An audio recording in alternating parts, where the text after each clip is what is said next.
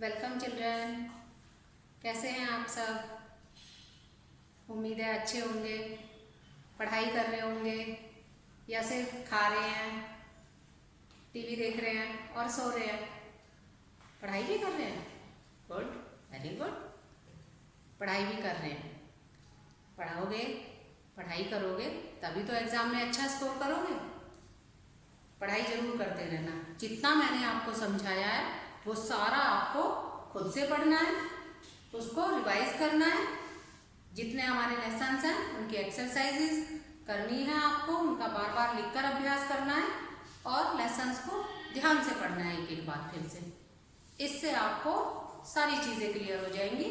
फिर भी क्लियर ना हो तो आपने नोट करके रखना है ताकि हम आपके डाउट्स क्लियर कर सकें। ठीक है, तो आज हम अपनी पढ़ाई शुरू करते हैं और हमारा आज का विषय है चित्र वर्णन। आज हम पढ़ेंगे चित्र वर्णन के बारे में, क्योंकि हमारे लेसन्स खत्म हो गए हैं, शब्द भंडार में सारी चीज़ें खत्म हो गई हैं, मुहावरे भी हमने कर लिए हैं। आज हमारा है चित्र वर्णन। आप अपना बुक में पेज नंबर 101 ये निकाल लीजिए। यहाँ पर है चित्र वर्णन। चित्र वर्णन का मतलब होता है बच्चों कि कोई भी आपको चित्र दे दिया जाए या कोई भी चित्र देखकर जब आप उसके बारे में वर्णन करते हैं, इससे आपकी रचनात्मक और सृजनात्मक अभिव्यक्ति का विकास होता है। आपको उसे देखकर क्या आपके मन में विचार आ रहे हैं, क्या आप लिखना चाहते हैं, क्या आपको दिखाई दे रहा है, क्या महसूस कर रहे हैं, वो सब आपके जो मन के विचार हैं जब आप उन्हें लिखते हैं चित्र को देखकर, या तो आपको चित्र दे दिया जाए या आपको कोई चित्र दिखा दिया जाए कि इसे देखकर आपको अपने विचार लिखने हैं, तो उसे हम क्या कहते हैं? चित्र वर्णन। ये देखिए, पहला आपका चित्र है, एक ये चित्र दिया गया है, लेकिन इसके नीचे आपको बताया गया है कि कैसे लिखना है। सबसे पहले तो आपको ये ध्यान रखना है कि अब आप बड़े हो गए हैं, बड़ी क्लास में आ गए हैं, पॉइंट लाइन में 1 2 3 ऐसे करके नहीं लिखेंगे, उसे अनुच्छेद की तरह लिखेंगे, लगातार लिखेंगे।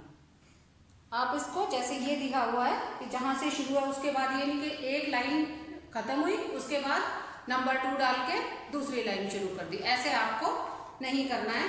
ये देखिए, ये यहाँ पर गाड़ी है, तो ये चित्र देखकर आपको समझ में आ रहा होगा कि ये रेलवे स्टेशन का चित्र है। नीचे दिया गया है, यह रेलवे स्टेशन का चित्र है। प्लेटफॉर्म पर गाड़ी खड़ी है, लोग अपना सामान लेकर इधर उधर जा रहे हैं।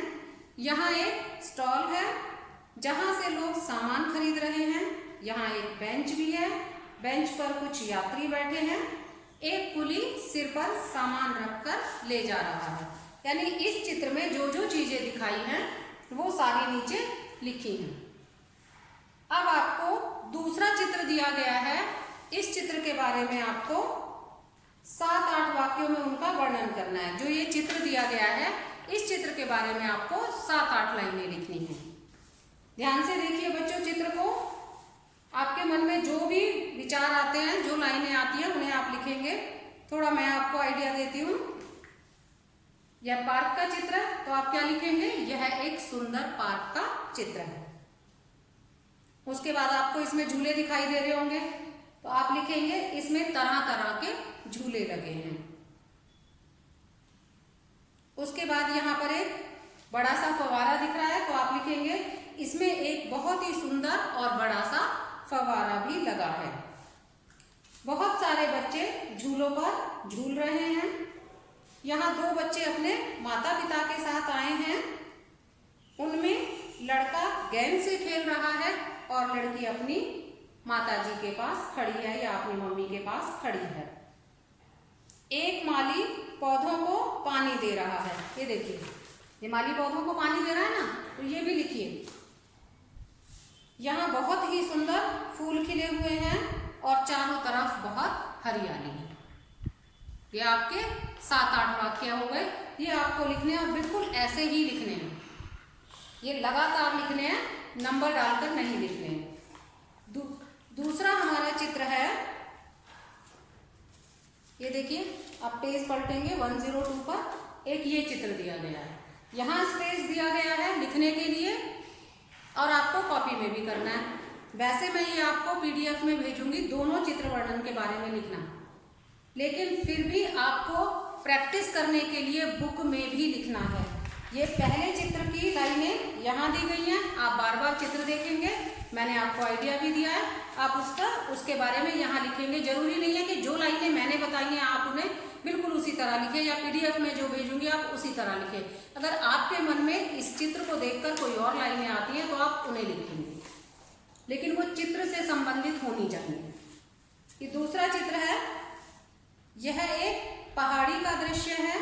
यहाँ बहुत सुंदर सुंदर फूल खिले हैं, एक बड़ा सा पेड़ भी है, फूलों पर रंग बिरंगी तितलियां मंडरा रही हैं। ये फूल है ना, इनके ऊपर ये 2 तितलियां दिखाई हैं, तो फूलों पर रंग बिरंगी तितलियां मंडरा रही हैं। ये 2 पक्षी दिखाई दे रहे हैं, और आसमान में 2 पक्षी उड़ रहे हैं। चारों तरफ हरियाली छाई हुई है, सारे तरफ हरियाली दिखाई दे रही है ना आपको, चारों तरफ हरियाली छाई हुई है। और ये जहाँ दूर दूर तक ये पहाड़ दिखाई दे रहे हैं, तो दूर दूर तक पहाड़ ही पहाड़ नजर आ रहे हैं। ऐसे आप लिखेंगे। इस चित्र को देखकर भी आपको कोई और विचार भी आता है, कोई और लाइन आपके दिमाग में आती है, तो आप उसे लिखेंगे। चित्र वर्णन आपको समझ में आ गया बच्चों? चित्र वर्णन में आपको आपकी बुक में चित्र दिए गए हैं। पहला चित्र के साथ उन्होंने लिखकर दिखाया है कि आपको कैसे लिखना है चित्र के बारे में। दूसरा चित्र दिया गया है और पीछे चित्र दिया गया है। इन दोनों चित्रों को देखकर इनके बारे में आपको खुद अपने मन से लिखना है। मैं दोनों के बारे में पीडीएफ में भेजूंगी, लेकिन फिर भी आपके मन में जो विचार आते हैं या आपको इनमें जो दिखाई देता है उन्हें आप अपने शब्दों में लिखेंगे तो बहुत अच्छा होगा। यस चिल्ड्रन, चित्र वर्णन आपको समझ में आ गया। पत्र के बाद आप नेक्स्ट पेज से जब मैं पीडीएफ में भेजूंगी तो उसमें से चित्र वर्णन कर लेंगे। उसके बाद है हमारा अनुभव लेखन। अनुभव, एक्सपीरियंस।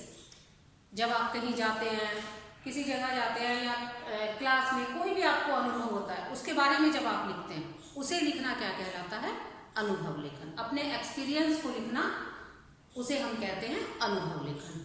अनुभव लेखन किसी भी चीज़ को लेकर हो सकता है। आपको अपने स्कूल में कोई अनुभव हुआ, क्लास में कोई अनुभव हुआ, किसी मेले में गए वहाँ कोई अनुभव हुआ, आप पहली बार रेलगाड़ी में गए वहाँ कोई अनुभव हुआ, तो उसे आप लिख सकते हैं मेरी पहली रेल यात्रा का अनुभव। मेले में गए हैं तो मेरे मेले में जाने का अनुभव, कुछ भी आप लिख सकते हैं। मैं आपको एक एग्जाम्पल देकर बता रही हूँ, हालांकि आपको अनुभव लेखन खुद करना है, क्योंकि अनुभव लेखन का मतलब है अपने एक्सपीरियंस को कॉपी में लिखना। इससे आपकी रचनात्मक और सृजनात्मक दोनों ही शक्तियों का, कलाओं का विकास होता है। तो आपको अपना कोई भी अनुभव, छोटा मोटा कोई भी, बहुत ज़्यादा नहीं, 8-10 लाइनों का अनुभव आपको लिखना है। मैं आपको एक उदाहरण के उससे समझा रही हूँ। विज्ञान मेला, मान लो आपके स्कूल में प्रोग्राम होते रहते हैं, तो आप एक उसमें लिख लीजिए कि विज्ञान मेला। मान लो आपके विद्यालय में विज्ञान मेले का आयोजन हुआ है, तो आप उसके बारे में लिख रहे हैं, तो कैसे लिखेंगे कि मेरे विद्यालय में आज विज्ञान मेला लगाया गया। इसमें कई विद्यालयों के विद्यार्थियों ने भाग लिया और सभी प्रतिभागियों ने सभागार में अपने अपने मॉडल प्रदर्शित किए, अपने अपने बनाए हुए मॉडल प्रदर्शित किए। सभागार को बहुत सारे चार्ट पेपरों से सजाया गया। उसमें स्वच्छ भारत, पर्यावरण और स्वच्छ भारत अभियान, इनसे संबंधित स्लोगन थे। मुझे अपने ही विद्यालय के एक छात्र आयुष शर्मा, कोई भी जो आपका दोस्त हो उसका नाम लिख दीजिए, कि उसका मॉडल बहुत पसंद आया। उसका मॉडल मानव शरीर का मॉडल था, उसमें जो कि बिजली से चलता था और उसमें दिल का धड़कना और पाचन तंत्र के अंग दिखाए गए थे। इस विज्ञान मेले से मैंने नया ज्ञान और नया अनुभव प्राप्त किया। तो इतना आप लिख देंगे। या रेलगाड़ी का अनुभव आपको लिखना है, तो जब मैं पहली बार अपने मामा जी के घर रेलगाड़ी से गया, उससे पहले मैं कभी रेल में नहीं बैठा था या रेलगाड़ी में नहीं बैठा था। मुझे बहुत खुशी हो रही थी और एक रोमांच भी अनुभव हो रहा था, क्योंकि मैं पहली बार रेलगाड़ी में बैठ रहा था। इसके बाद आप लिखेंगे कि मैं अपने माता पिता के साथ रेलवे स्टेशन पे पहुंचा। मन में नया उत्साह था।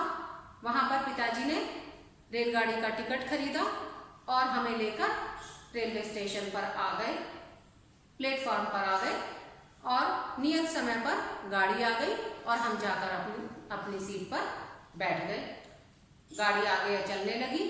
मुझे खिड़की से बहुत से खेत खलिहान और शहर को पीछे छोड़ते हुए बहुत से खेत खलिहान आदि दिखाई देने लगे। इतने सुंदर दृश्य देखकर मेरा मन आनंद से भर गया। मुझे बहुत खुशी हुई और हम नियत समय पर अपने गंतव्य स्थान पर पहुंच गए। वहाँ पर मेरे मामा जी हमें लेने आए हुए थे और मुझे इस रेल यात्रा में बहुत मजा आया। इस रेल यात्रा को मैं कभी नहीं भूलूंगा। तो जो भी आपका अनुभव है उसे आप जब लिखते हैं तो वो अनुभव लेखन होता है। किसी भी उसमें आप अनुभव लेखन लिख सकते हैं। किसी एक विषय पर कोई भी एक विषय ले लेना अपनी मर्जी से, उसके बारे में अपने अनुभव लिखना कम से कम 7-8 वाक्यों में। जैसे चित्र वर्णन के लिए 7-8 वाक्य हैं, ऐसे ही अनुभव लेखन के लिए भी आप अपने मन से कोई भी एक टॉपिक लेकर, या तो आप मेले में जाने के लिए लिख लीजिए, या स्कूल में विज्ञान मेला आयोजित हुआ उसके बारे में लिख लीजिए, या रेलगाड़ी की यात्रा के बारे में लिख लीजिए। किसी भी बारे में, किसी एक विषय पर, एक टॉपिक पर आपको उसके बारे में 8-10 लाइनें लिखनी है। यह आपको कॉपी में करना है, साफ सुंदर राइटिंग में, फिंगर स्पेस के साथ। सोच कर करना बच्चों, अच्छा लिखना, सोच कर जो आपने उस वक्त फील किया हो। आप इस पर भी लिख सकते हैं, लॉकडाउन के समय मैंने घर में कैसे समय बिताया, इस टॉपिक पर भी लिख सकते हैं। नया टॉपिक है, जैसे भी आपने समय बिताया हो, खेल का या बीमारी से डरते हुए घर में बैठे थे, कुछ भी, जो भी आपके मन में विचार आए हों, आप अपने विचार लिखिए। तो ये विचार आपको लिखने हैं, ये अनुभव लेखन होता है। तो हमारा चित्र वर्णन भी हो गया, अनुभव लेखन भी हो गया। अब हम करेंगे अपठित गद्यांश। अपठित गद्यांश बच्चों आपने सुना होगा, जो पहले ना पढ़ा हुआ हो। आपको कोई एक पैराग्राफ गद्य दे दिया जाता है और उसके बाद उसके नीचे उससे संबंधित क्वेश्चन पूछे जाते हैं, प्रश्न पूछे जाते हैं, जिनका आपको उत्तर लिखना होता है। अब है हमारा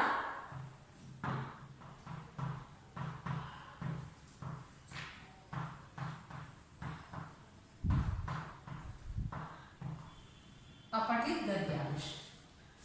गद्य माने कहानी, गद्यांश माने कहानी। अपठित गद्यांश आपको एक छोटा सा पैराग्राफ दिया जाएगा, उससे संबंधित आपको उसी के नीचे क्वेश्चन पूछे जाएंगे, आपको वो पैराग्राफ पढ़ना होगा, उसके जो प्रश्न नीचे लिखे होंगे उनके आपको उस गद्य में से ढूंढकर उनके उत्तर लिखने हैं। अपठित गद्यांश समझ में आ गया। ऐसे ही अपठित पद्यांश होता है। पद माने कविता, अपठित पद्यांश।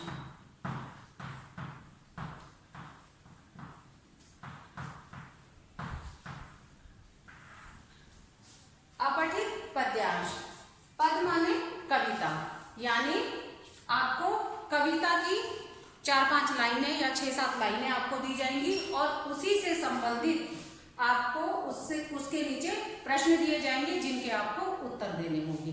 तो वो होगा अपठित पद्यांश। गद्य माने कहानी और पद्य माने कविता।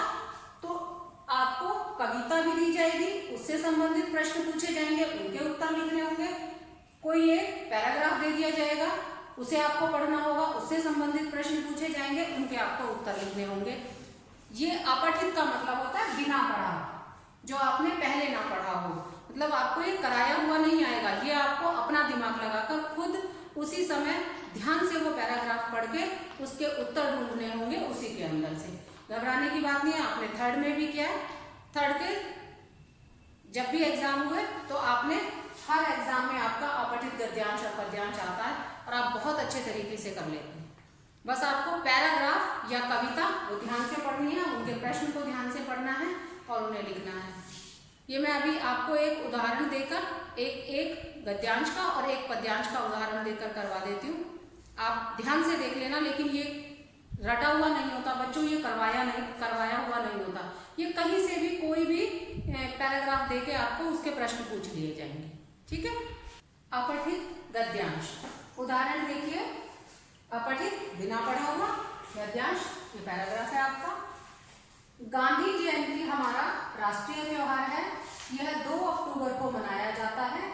यह दिन महात्मा गांधी का जन्मदिन है। उनका जन्म सन 1869 में गुजरात के पोरबंदर नामक स्थान पर हुआ था। गांधी जी को प्यार से लोग बापू कहते हैं। इस पैराग्राफ को पढ़कर, इस गद्य को पढ़कर हमें नीचे जो प्रश्न दिए गए हैं इनके उत्तर देने हैं। ये इसी से संबंधित है। पहला प्रश्न है, गांधी जयंती कैसा त्योहार है? गांधी जयंती कैसा त्योहार है? गांधी जयंती हमारा राष्ट्रीय त्योहार है। तो इसका उत्तर क्या होगा? गांधी जयंती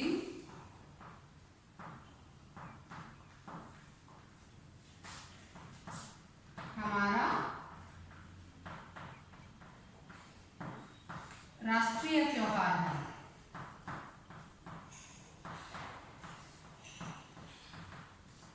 इतना तो आपको पता है ना, भारत में 2 तरह के त्योहार मनाए जाते हैं, एक राष्ट्रीय और एक धार्मिक। धार्मिक जो धर्म से संबंधित होते हैं, ईद है, होली है, दिवाली है, क्रिसमस है, ये सारे हमारे धार्मिक त्योहार हैं। और राष्ट्रीय त्योहार हैं हमारे गांधी जयंती, 15 अगस्त, गणतंत्र दिवस, स्वतंत्रता दिवस और गणतंत्र दिवस। स्वतंत्रता दिवस 15 अगस्त को मनाया जाता है, गणतंत्र दिवस 26 जनवरी को मनाया जाता है। तो 2 तरह के त्योहार हैं, उनमें गांधी जयंती कौन सा त्योहार है? राष्ट्रीय त्योहार। यह कब मनाया जाता है? गांधी जयंती कब मनाया जाता है? यह 2 अक्टूबर को मनाया जाता है। अगला उत्तर है हमारा, यह 2 अक्टूबर को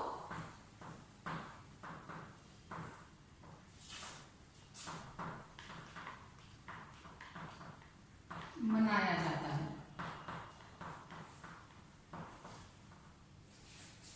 तीसरा प्रश्न है हमारा, गांधी जी का जन्म किस स्थान पर हुआ था? अब आप इसमें देखिए कि कौन सी लाइन में है ये। यह दिन महात्मा गांधी का जन्मदिन है। उनका जन्म सन 1869 में गुजरात के पोरबंदर नामक स्थान पर हुआ था। तो किस स्थान पर हुआ था? गांधी जी का जन्म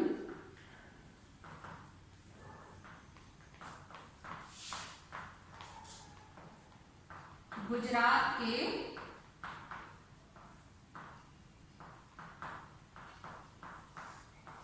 पोरबंदर नामक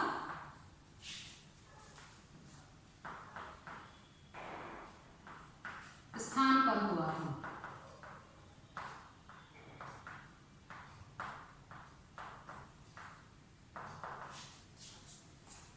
इसमें से मैंने 3 प्रश्न बनाए हैं, तीनों के उत्तर इसी में थे, इसी से संबंधित थे। अगर आप ध्यान से पढ़ेंगे सारे उत्तर उसमें से निकल आते हैं। इसीलिए हम कहते हैं अपठित गद्यांश। और भी क्वेश्चन इसमें से बन सकते हैं।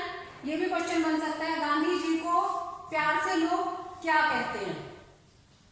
गांधी जी को प्यार से लोग क्या कहते हैं?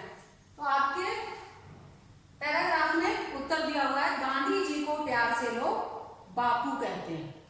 दिया हुआ है ना इसमें। तो और भी क्वेश्चन बन सकते हैं इसमें। मैंने 3 ही क्वेश्चन बनाए, और भी क्वेश्चन बन सकते हैं, उनके भी उत्तर इसी पैराग्राफ में है। तो अपठित गद्यांश में यही होगा, आपको एक पैराग्राफ दिया जाएगा, उसे ध्यान से पढ़ना होगा, उसके नीचे जो प्रश्न पूछे गए हैं उनके आपको उत्तर लिखने होंगे। ध्यान से पढ़ना और उनके उसी से संबंधित उत्तर देना। ये अपठित गद्यांश मुझे उम्मीद है कि आपको समझ में आ गया होगा। अपठित पद्यांश भी ऐसे ही कविता होगी। कविता में आपको प्रश्न पूछे जाएंगे और उसके आपको उत्तर लिखने होंगे। तो ध्यान से पढ़ना, उनके उसी से संबंधित उत्तर देना, लेकिन आपको कविता की पंक्तियों में उत्तर नहीं देना है। कविता की सिंपल सेंटेंस में आपका कैसे उत्तर लिखना है? सरल वाक्य में। जैसे आपका अगर मान लो आपकी कविता है एक चिड़िया के 4 बच्चे, उन 2 लाइनों में से भी मैं एक प्रश्न बता देती हूँ कि चिड़िया के कितने बच्चे थे। तो आपको क्या लिखना है? पूरा सेंटेंस लिखना है, चिड़िया के 4 बच्चे थे। ये नहीं लिखना है एक चिड़िया के 4 बच्चे, नहीं, चिड़िया के 4 बच्चे थे। जैसे आपसे सिंपल सेंटेंस में, जैसे पूरे वाक्य में आपसे प्रश्न पूछा जाए, वैसे ही पूरे वाक्य में आपको उसका उत्तर देना है। तो अपठित गद्यांश और अपठित पद्यांश आपको समझ में आ गया होगा। प्रैक्टिस करना बेटा, मम्मी को बोलना या कोई भी जो तुम्हारी बुक हो, कहानी की किताब हो, कोई भी अनुच्छेद हो, उसमें से मम्मी को बोलिए, आपको प्रश्न बना के देंगी और उनके उत्तर छांट छांट के ऐसे ही 2-3 लाइनों का पैराग्राफ लेके उसके उत्तर लिखना। आपको समझ में आएगा कि आप कितना कर सकते हैं, कितना कर पा रहे हैं, कितना उसे समझ पा रहे हैं। इस तरह से आपकी प्रैक्टिस हो जाएगी। यहाँ हमारा सिलेबस कंप्लीट हो गया है, सारे लेसन्स हो गए हैं, शब्द भंडार हो गया है, मुहावरे हो गए हैं, पत्र हो गया है, औपचारिक पत्र है, औपचारिक पत्र हो गया, अपठित गद्यांश पद्यांश हो गया, चित्र वर्णन हो गया, अनुभव लेखन भी हो गया। इन सब की अब आपको प्रैक्टिस करनी है, अच्छे से प्रैक्टिस करना, खेलना और पढ़ना, पढ़ाई पर ध्यान देना बच्चों। अब आपके एग्जाम आने वाले हैं, आपका सिलेबस भी कंप्लीट हो गया है। अब जितना आप खुद से पढ़ोगे उतना ही आप अच्छे से तैयारी कर पाओगे। तो आपको ध्यान से पढ़ना है, बार बार लिखकर प्रैक्टिस करनी है। उसको इतनी बार प्रैक्टिस करो कि आपको बिल्कुल एकदम वो समझ में आ जाए, आपको एक बार प्रश्न देखते ही आपको आंसर एकदम दिमाग में आए। इतना पढ़ना है, अच्छे से पढ़ाई करना, एंजॉय करना, सुरक्षित रहना। Thank you.